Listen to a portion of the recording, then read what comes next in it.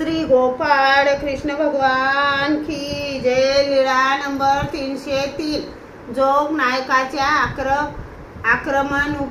आक्रमण पर आग्रहाने पद्मनाभीला जाण्याची आज्ञा। पद्मनाभी ते जोग नायकाचे भाऊ, ते सर्वज्ञांजवळ राहत होते। त्याला न्यायला जोग नायक आले। पुढे सैनिक पाठविले। सैनिकांना आज्ञा केली, अरे सर्वज्ञांपासून त्याला जबरदस्तीने ओढत आणा, सर्वज्ञास समाप्त करा।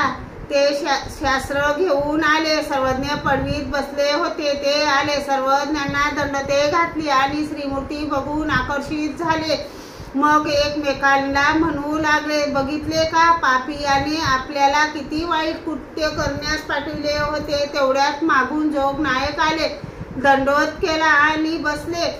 नंतर जोग नायक म्हणाले, जी पद्मनाभीला पाठवावे जी। सर्वज्ञ म्हणाले, याला आम्ही आमच्या जवळ राहायला कधीतरी सांगितले होते का?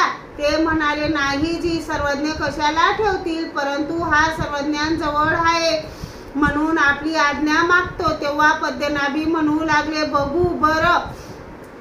बघू बरं आता कसे मला नेतात। सर्वज्ञांनी पद्मनाभीला सांगितले, आता सध्या जा।